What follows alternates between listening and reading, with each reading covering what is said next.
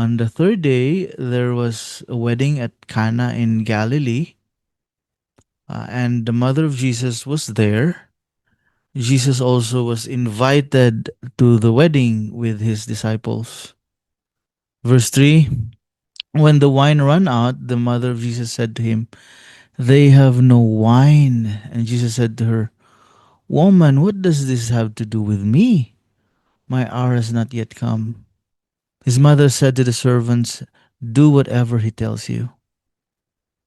Verse 6. Now there were 6 stone water jars there for the Jewish rites of purification, each holding 20 or 30 gallons. Jesus said to the servant, "Fill the jars with water," and they filled them up to the brim. And he said to them, "Now draw some out and take it to the master of the feast." So they took it. Verse 9. When the master of the feast tasted the water, now become wine, and did not know where it came from, though the servants who had drawn the water knew, the master of the feast called the bridegroom and said to him, "Everyone serves the good wine first, and when people have drunk freely, then the poor wine. But you have kept the good wine until now." Verse 11. This, the first of his signs, Jesus did at Cana in Galilee, and manifested his glory, and his disciples believe in him. May the Lord bless the reading of his word. So, ngayong gabi, sisimulan natin ang ating pag-aaral dito sa chapter 2, isang kwento na familiar sa marami sa atin. Pero kapag pinakinggan natin ito ng mabuti, makikita natin na ito ay malalim, ito ay makapangyarihan at puno ng katotohanan. Ang chapter na ito ay hindi lang ito about sa kasal at hindi lang about sa wine. This chapter is about revealing who Jesus truly is. Ang Gospel of John ay sinulat ni John at siya ay isang eyewitness and isa sa mga disciples na personal na nakasama ni Jesus. And it was written in the end of the first century, siguro mga around AD 85 to AD 90. Noong maraming mga maling aral ang kumakalat. Kaya uh, may nagsasabi na si Jesus ay teacher lang, meron nagsasabi na hindi siya tunay na tao. Kaya si John ay nagsulat ng clear at diretso at may purpose para ipakita na si Jesus ay tunay na Diyos at tunay na tao as well. At makikita natin dito sa chapter 1, ang plan ng Panginoon ay nagpapatuloy. And makikita natin dito na Jesus is the fulfillment of that plan. At ngayon, pagdating natin dito sa chapter 2, makikita natin ang simula ng public ministry ni Jesus. Hindi siya nagsimula sa malaking sermon, kundi sa isang sign. John called it sign. No? Hindi niya tinawag na miracle. Tinawag niya ito na sign dahil may theological teaching ito about kay Kristo. At nangyari ito sa Cana of Galilee. Ang Cana of Galilee ay maliit na lugar, isang simpleng lugar, at nangyari ito sa simpleng kasalan. So pinapakita na ang Diyos ay naglalantad, nagre-reveal ng kanyang kaluwalhatian hindi muna sa mga mayayaman, sa mga hari, or sa mga elite, kundi sa mga ordinaryong tao. So this sign is not for entertainment, but for revelation. Sabi nga kanina sa binasa natin sa verse 11, He manifested His glory and His disciples believed in Him. Ang pananampalataya ay hindi galing sa tao. Faith comes when God reveals His glory according sa kanyang tamang panahon. So let's pray. Heavenly Father, thank you Lord sa pagkakataon na kami po ay makapag-aral ng iyong salita. And as we study John chapter 2 verses 1 to 11, buksan mo po ang aming isip at puso para makita namin ang tunay na glory ni Jesus. Tulungan mo kaming hindi lang makita ang miracle, kundi maintindihan namin, maunawaan namin ang meaning nito sa redemptive plan mo. At turuan mo kami, Lord, to see that Jesus is the true bridegroom, that Jesus is the fulfillment of the old covenant, at ang tanging source ng tunay na joy. I-remove mo po ang distraction sa aming paligid, especially sa Zoom setting namin na ginagamit ngayon.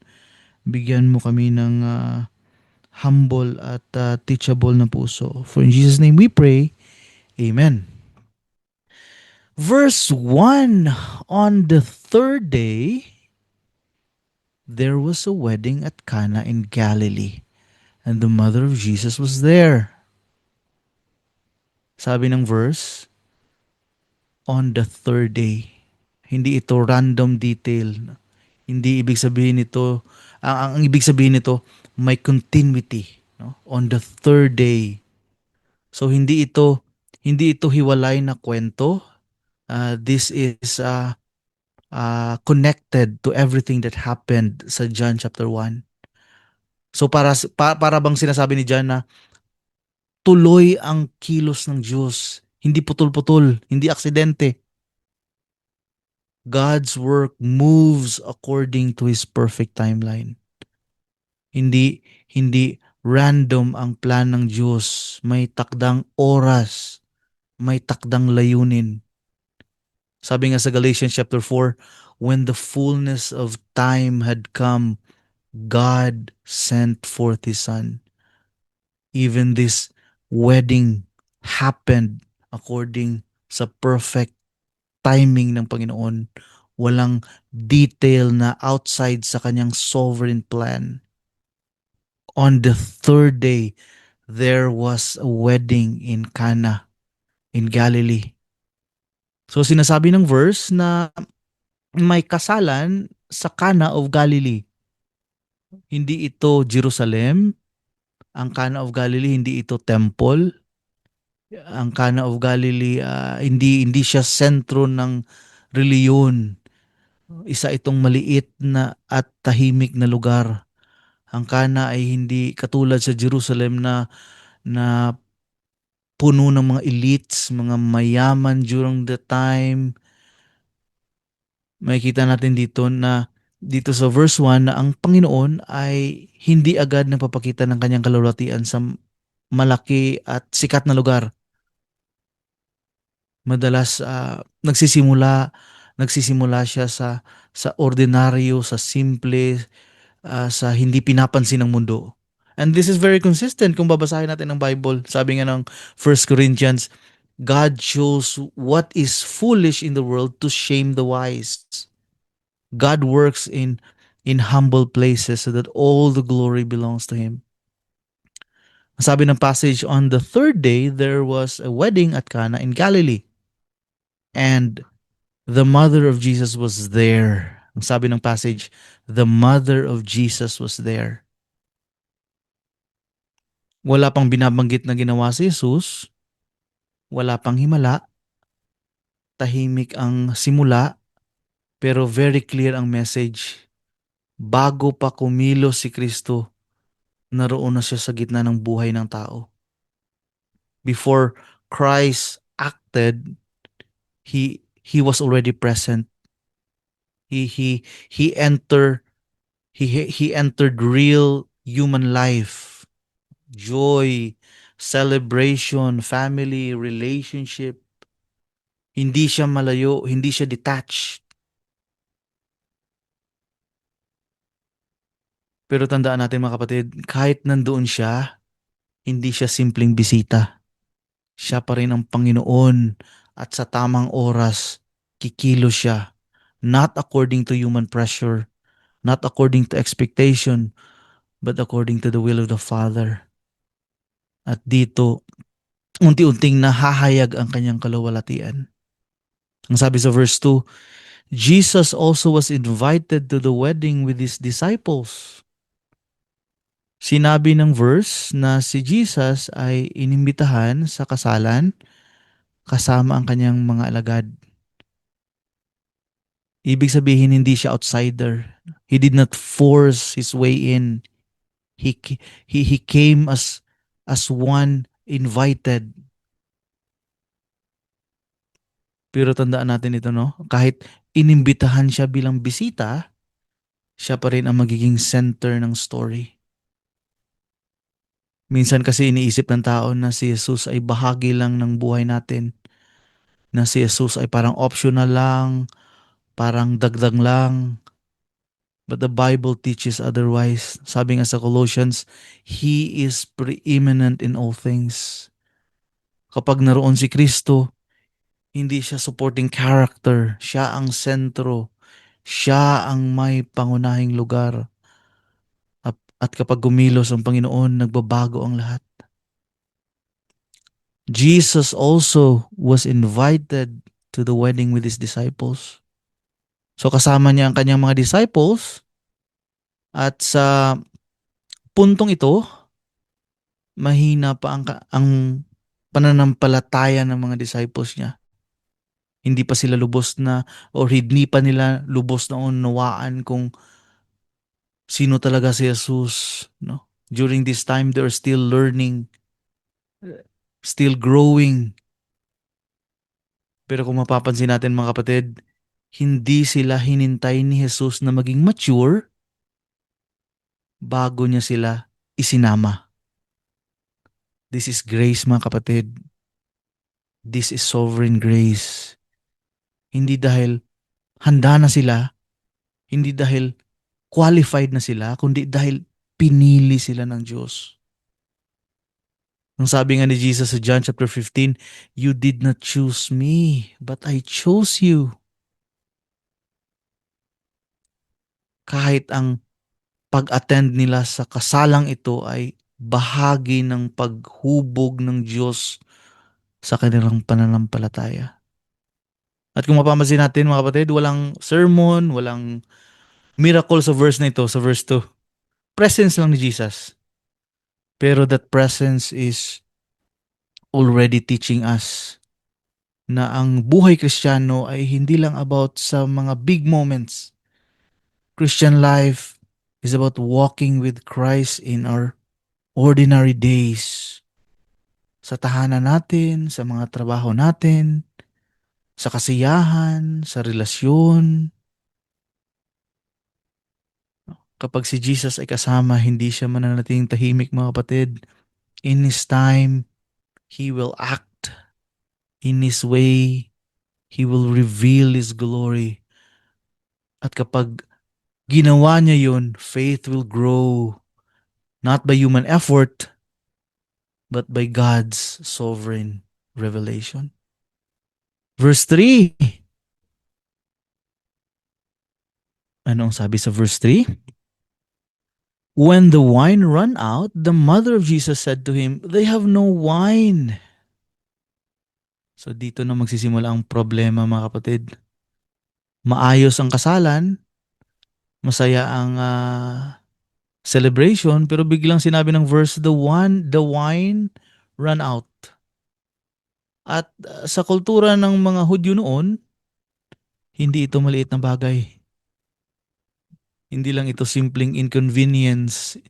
Ito ay kahihiyan, public shame. Public shame para sa pamilya ng ikinasal. Parang sinasabi ng eksena, naubos ang kayang ibigay ng tao. At madalas doon kumikilos ang Diyos. When when we reach the end of our ability, doon nagsisimula ang malinaw na pagkilos ng Panginoon. Sabi nga sa Psalms 127, unless the Lord builds the house, those who build it labor in vain.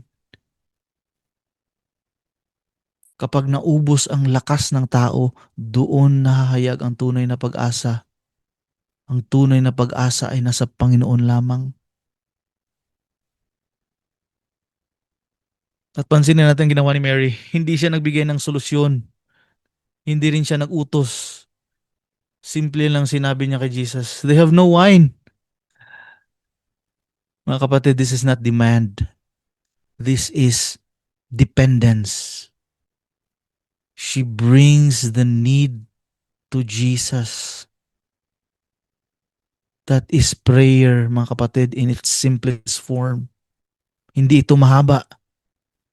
Hindi ito dramatic. Pero ito ay may faith. Pero kailangan linawin natin, mga kapatid, si Mary ay hindi mediator. Baka isipin niyo mediator si Mary. Hindi siya tagapamagitan ng tao at Diyos. No? Malinaw ang sinabi ng Bible, there is one mediator between God and man, the man Christ Jesus. Ang sabi sa 1 Timothy chapter 2. Kaya ang focus ng verse nito ay hindi kay Mary, ang focus ay kay Jesus. Ang tanging mediator, tagapamagitan, ang tanging makakakilos, ang tanging makakapagbigay ng tunay na solusyon. At ito ang mahalaga na aral para sa atin ngayon, mga kapatid. Ang problem ay totoo. Ang pangailangan ay seryoso. But the question is, kanino natin dinadala ang ating kakulangan? Sa verse na to makikita natin ang kakulangan ng tao ay nagiging daan para sa kalulatian ng Diyos. This is grace, mga kapatid. Hindi dahil karapat-dapat ang tao, kundi dahil mahabagin ang Diyos. At sa tamang oras, sa tamang paraan, kikilos si Kristo. Hindi para iligtas ang reputasyon ng tao lang, kundi para ihayag ang kanyang kaluwalhatian at palakasin ang pananampalataya ng kanyang mga alagad. Verse 4, Jesus said to her, woman, what does this have to do with me? My hour has not yet come. Medyo mabigat pakinggan ang verse na to, especially kung hindi mo naintindihan ang context, right? Tinawag ni Jesus si Mary na woman. Sa atin ngayon, parang matapang ang dating, right? Pero sa culture nila noon, hindi ito bastos. It was respectful but firm. Hindi niya nire-reject ang kanyang ina. What Jesus is doing is redefining the relationship. Hindi siya kumikilos bilang simpleng anak lamang. He is now acting publicly as the Son of God, fully submitted to the will of the Father. Sabi nga ni Jesus sa John chapter 5, I seek not my own, but the will of Him who sent me. Woman, what does this have to do with me? Sabi ni Jesus. Ibig sabihin nito, hindi siya gagalaw dahil lang may pressure. Kahit galing pa ito sa pamilya. Napakahalaga itong mga kapatid. Si Jesus ay hindi kontrolado ng emosyon. Hindi siya kontrolado ng tradisyon. Hindi siya kontrolado ng expectation ng tao. He moves only according to God's purpose. At bakit mahalaga ito, mga kapatid? Mahalaga ito because this protects the glory of God and this also protects the gospel. Kung si Jesus ay kumikilos dahil sa pressure ng tao, then He would not be the perfect Savior.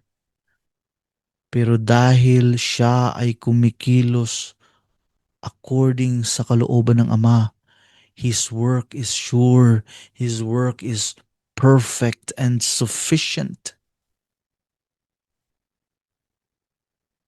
And Jesus said to her, "Woman, what does this have to do with me? My hour has not yet come." Sabi ni Jesus, "My hour has not yet come." Sa Gospel of John, ang hour ay hindi lang simpleng oras sa relo. Ang hour, it refers to His cross. It refers to His death. It refers to His resurrection and His glorification. Ibig sabihin, lahat ng kilos ni Jesus ay nakaugnay sa redemptive plan ng Diyos. Hindi siya nagmamadali, hindi siya nahuhuli. Perfect ang timing ng Diyos. Sabi nga sa Ecclesiastes chapter 3, for everything there is a season, a time for every matter under heaven. Mga kapatid, ito ang reminder sa atin. God's grace always comes on time. Never early, never late. And when Christ acts, He acts for God's glory at para palaguin ang tunay na pananampalataya. Verse 5, his mother said to the servants, "Do whatever it tells you." Maikli lang itong verse nito pero napakalalim. Matapos magsalita ni Jesus tungkol sa kanyang hour, hindi nakipagtalo si Mary. Hindi siya nagpumilit, hindi niya pinungunahan si Jesus, hindi siya nagbigay ng instruction kay Jesus. Instead, lumingon siya sa mga servants at sinabi, "Do whatever He tells you." This is submission, mga kapatid. This is humility. Ito ang tamang tugon kapag nagsalita ng Panginoon. Hindi natin siya dinidiktahan. Hindi natin siya pinangunahan. Sumusunod tayo sa Kanya. Sabi nga sa Psalms 119, "Your word is a lamp to my feet and a light to my path." His mother said to the servants, "Do whatever He tells you." At kung mapapansin natin mga kapatid, hindi alam ng mga servants kung anong gagawin ni Jesus.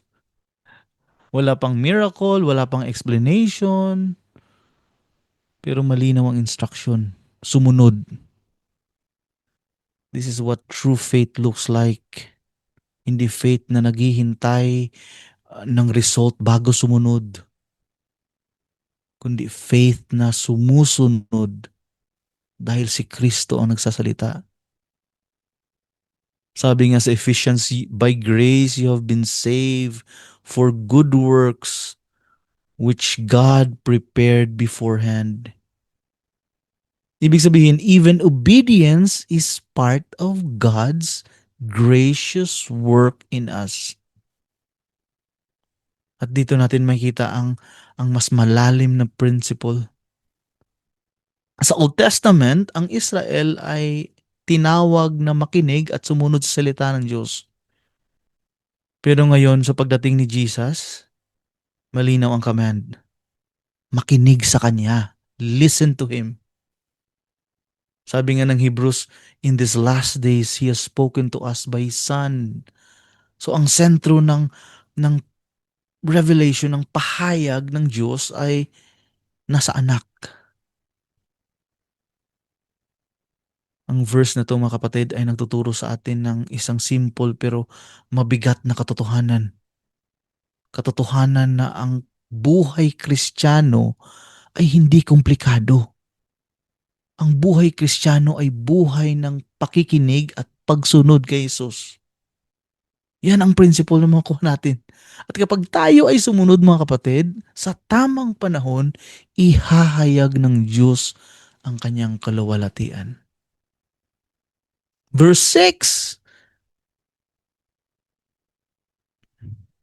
"Now there were 6 stone water jars there for the Jewish rites of purification, each holding 20 or 30 gallons." Grabe, no? Very detailed talaga ang pagkasulat ni Apostle John.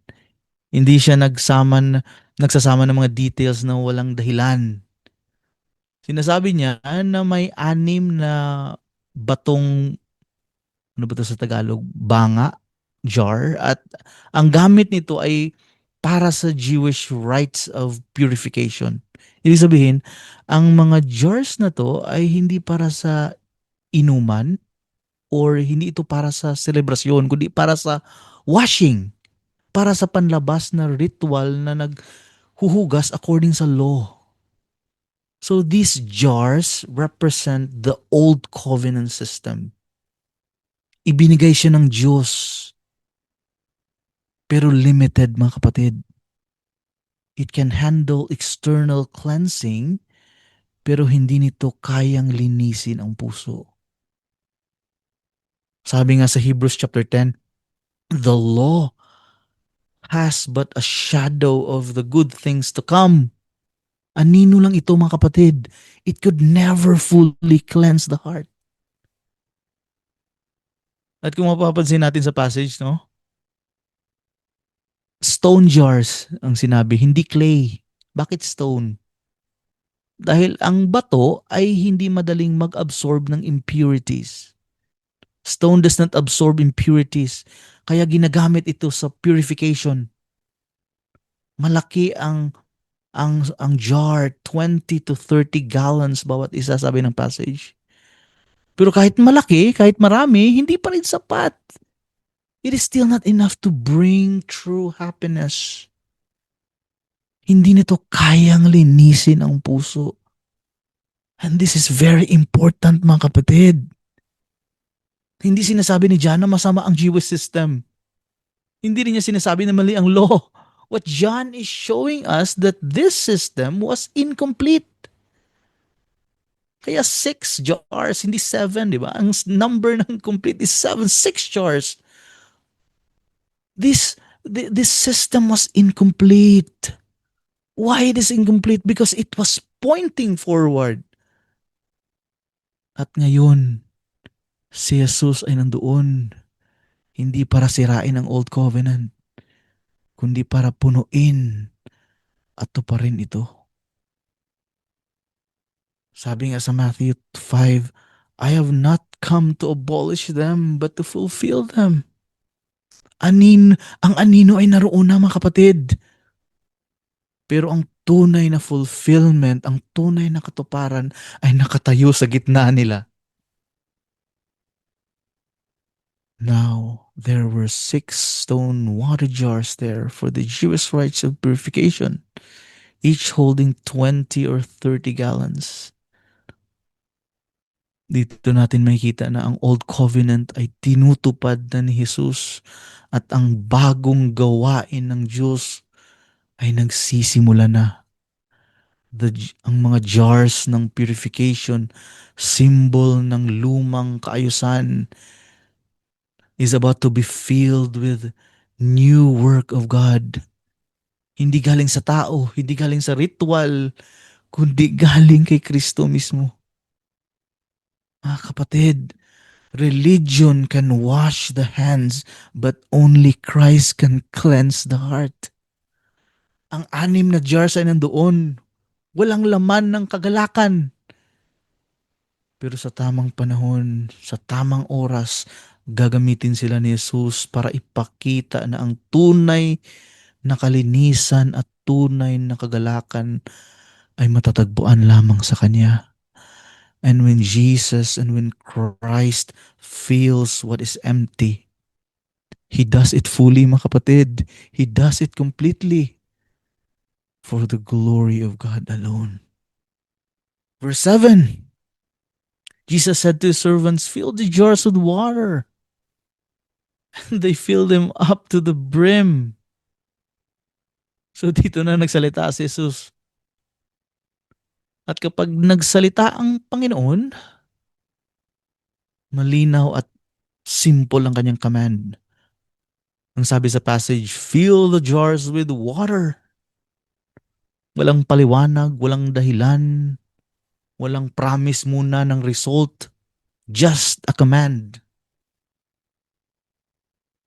At tandaan natin, mga kapatid, ang jars na ito ay para sa purification, hindi para sa inumin. Kung ikaw ang servant, baka magtatanong ka, Lord, ano ba, bakit tubig? Anong connection nito sa wine? Pero ang kagandahan ng verse na to ay hindi nagtanong ang mga servants. Sumunod sila. This is true obedience, mga kapatid.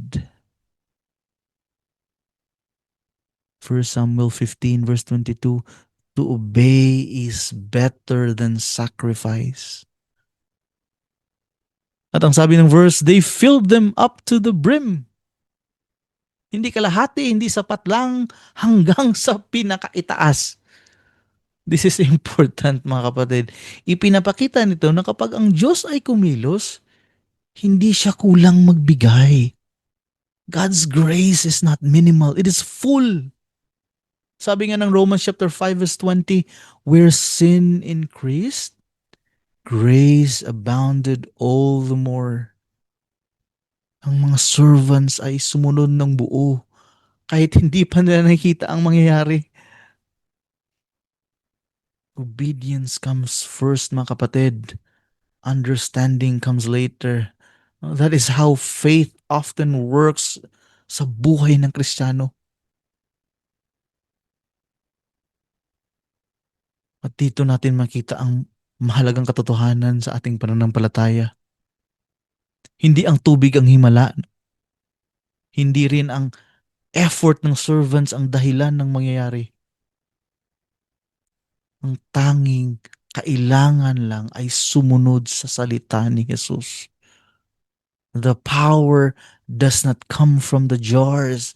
It does not come from the servant. It comes from Jesus alone.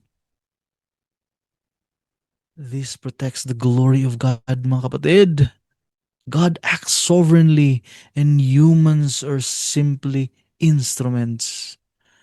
Dito natin makikita na ang lumang covenant ay tinutupad na ni Jesus. The old vessels are now being prepared to display a new work of God. When Christ commands and his people obey, God's glory is about to be revealed. And he said to them, verse 8, draw some out and take it to the master of the feast. So they took it.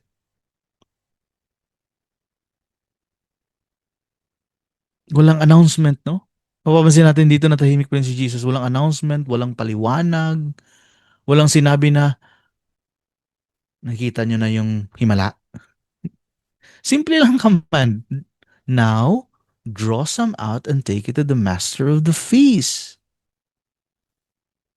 And again, the servants obey. Sila ay sumunod. Hindi pa rin nila alam kung ano ang laman ng kanilang isinasalok. Right? Tubig pa ba? Wine pa ba? Hindi sila sigurado, pero they obeyed. This is real faith, mga kapatid. Hindi faith na nakadepende sa result, kundi faith na nakadepende sa salita ni Kristo. Sabi nga sa Romans chapter 10 verse 17, faith comes from hearing and hearing through the word of Christ. At pansinin natin kung kanino pinatikim. Hindi sa disciples, hindi sa buong crowd, kundi sa master of the feast. Isang ordinaryong taong may responsibilidad pero walang kaalam-alam sa nangyari. No? Dito natin makikita ang paraan ng Diyos.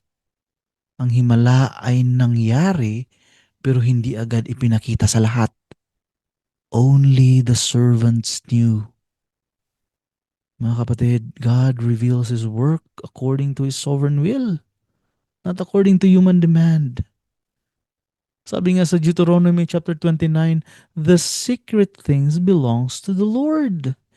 Hindi lahat ay nakakaalam agad sa mga ginagawa ng Diyos, pero ang kanyang gawa ay tunay at makapangyarihan. And he said to them, now draw some out and take it to the master of the feast. So they took it. Walang drama, walang delay, simple obedience. So they took it. Mga kapatid, sometimes God acts this way in our lives as well.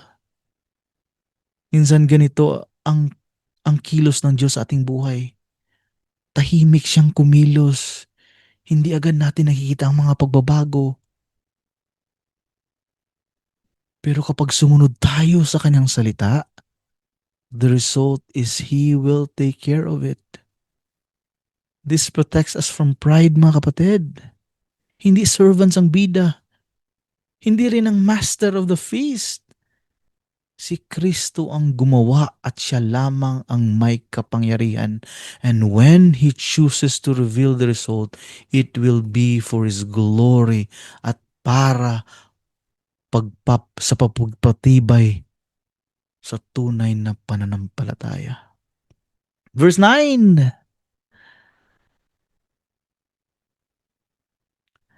when the master of the feast tasted the water, now became wine, and did not know where it came from, though the servants who had drawn the water knew, the master of the feast called the bridegroom.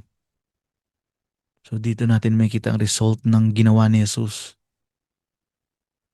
Pero pansin na natin mga kapatid kung paano ito pinakita. Ang master of the feast ay tumikim, pero he did not know where it came from. Hindi niya alam ang pinagmula ng biyaya. He enjoys the result, but he does not know the source. Samantala, malinaw ang sinabi ng passage, the servants knew. This is very important mga kapatid. Ang kaalaman sa gawa ng Diyos ay hindi pantay-pantay. God reveals His work selectively according to His sovereign will. Sabi nga ni Jesus sa John chapter 6, no one can come to me unless the Father who sent me draws him. Even understanding, mga kapatid, is a gift of grace. At kung mapapansin natin, ang transformation ay literal at ganap. Ang tubig ay naging wine. Hindi symbol, hindi illustration, kundi literal na pagbabago. Hindi unti-unti, hindi rin ito gradual na process. Isang command lang mula kay Kristo at kumpleto ang pagbabago. This is the power of the Son of God. Sabi nga ng Genesis chapter 1, God said, and it was so. Ganyan ang kapangyarihan ng anak ng Diyos. When He act, He creates. When He speak, He transforms. He gives life. This is why we believe that salvation is not cooperation, mga kapatid, but regeneration by God alone. Who were born not of blood, nor of the will of flesh, nor of the will of the man, but of God. When the master of the feast tasted the water now become wine and did not know where it came from, though the servants who had drawn the water knew, the master of the feast called the bridegroom. Ang sabi ng passage, tinawag ng master of the feast ang bridegroom. Hindi pa si Jesus ang nasa spotlight, hindi pa siya pinupuri ng lahat, tahimik pa rin siya, pero ang biyaya ay gumagana na. Mga kapatid, ganito madalas ang paraan ng Diyos sa redemptive history. The blessings comes first, the understanding comes later. The full glory is revealed in its proper time.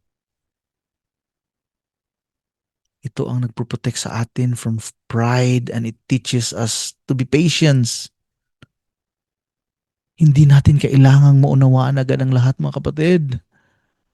Our calling is to trust Christ, obey His word, and leave the results to Him. Because when God works, even those who do not know Him yet are already tasting the goodness of His grace. Verse 10, and He said to him, everyone serves the good wine first, and when people have drunk freely, then the poor wine. But you have kept the good wine until now.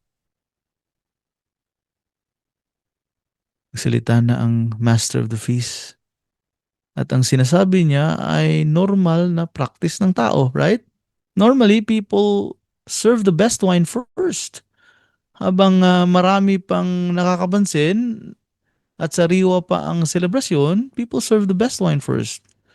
Then later on, kapag tumagal na ang kasiyahan at pagod na ang mga bisita, that is when the poorer wine is served, right? Normally, yan ang practice ng tao. That is human practice. That is human thinking. Pero dito sa kasalang ito, may napansin siyang kakaiba. Sinabi niya, you have kept the good wine until now. Hindi niya alam, pero sinasabi niya yon. Sa sinasabi niya na yon, naipakita niya kung paano kumilos ang Diyos sa pamagitan ni Kristo. Ang paraan ng Diyos ay hindi pababa ang kalidad. With Christ, the best comes later. The grace of God does not decrease. It becomes clearer and more glorious. Ito ang paraan ng Diyos, mga kapatid. Sa buong kwento ng kaligtasan, makikita natin na hindi naubos at hindi humihina ang biyaya ng Diyos. The old covenant was good dahil ito ay binigay mismo ng Diyos. Tinuruan nito ang tao about sa kasalanan, sa kabanalan, at ang pangailangan ng cleansing, paglilinis. Pero ngayon, in Christ, the better has come.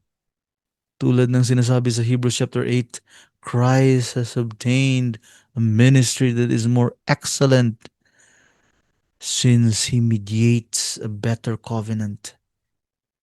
Hindi ibig sabihin na masama ang nauna. Ibig sabihin nito ay mas ganap at mas dakilang biyaya na ngayon kay Kristo. Ang ipinapakita ni Jesus dito sa Cana ay very clear, mga kapatid. Ang tunay na kagalakan at tunay na biyaya ay hindi pa tapos. Ito ay nagsisimula pa lamang, mga kapatid. God is not taking something away from His people.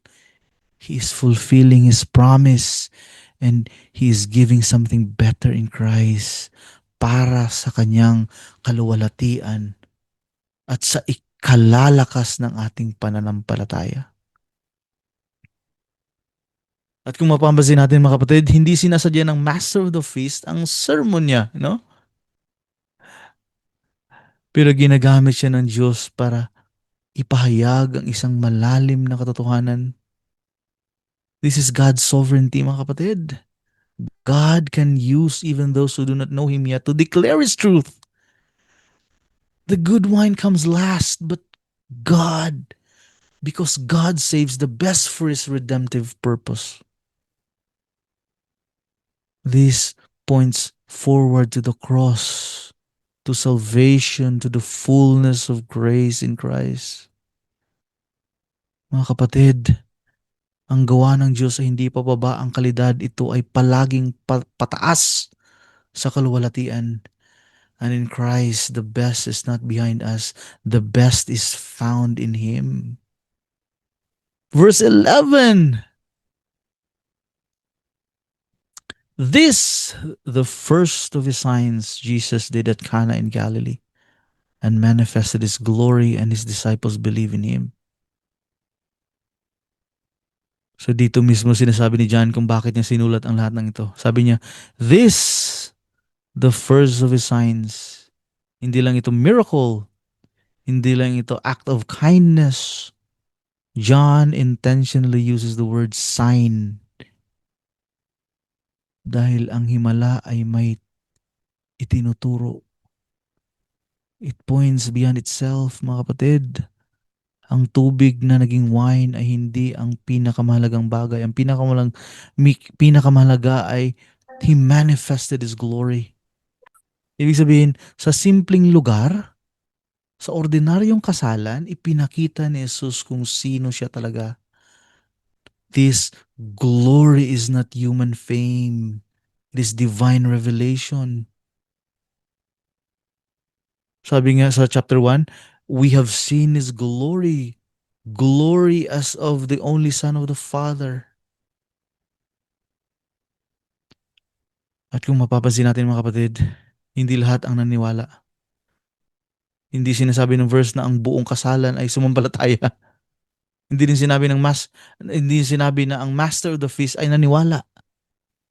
Ang sabi lang ni John ay, and his disciples believed in him. Why? Dahil sila ang pinagpakitaan ng kahulugan ng sign. This is important mga kapatid. Ang pananampalataya ay hindi automatic response sa himala. Faith is the result of God revealing His glory to those He calls. No one can come to me unless it is granted him by the Father, John 6. The sign did not create faith by itself, mga kapatid. God used the sign to strengthen the faith He had already begun. At dito natin makikita ang buong daloy ng redemptive history. It is moving forward. Ang unang sign ni Jesus ay hindi sa templo, kundi sa kasalan. Hindi about sa paghukom, kundi sa kagalakan. Hindi about sa lumang ritual, kundi sa bagong gawa ng Diyos. And this tells us something important, mga kapatid. The Messiah has come and the age of fulfillment has begun.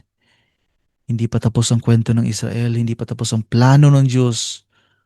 But now everything is centered in Christ. Mga kapatid, ito ang layunin ng John chapter 1 verse 11. At ito rin ang layunin ng buong meditation natin tonight, na makita natin ang kaluwalhatian ni Kristo. At sa pamamagitan nito, tayo ay sumampalataya, tayo ay magtiwala, tayo ay manatili sa Kanya. Because when Christ reveals His glory, true faith always follow. Let us pray. Heavenly Father, salamat po sa katotohanan na nakita namin. Salamat dahil ipinakita mo ang iyong glory sa pamamagitan ni Kristo. Tulungan mo kaming magtiwala sa Kanya kapag nauubusan kami ng wine sa buhay namin. Kapag may kakulangan, kapag kami ay may kahinaan o problema. Remind us that you save the best for last. At ang tunay na kagalakan ay nasa bagong covenant kay Jesus. Patatagin mo po ang aming faith tulad ng mga disciples na naniwala sa Kanya. Ingatan mo kami tonight at gamitin mo ang natutunan namin para sa iyong kalawatian. For in Jesus' name we pray. Amen.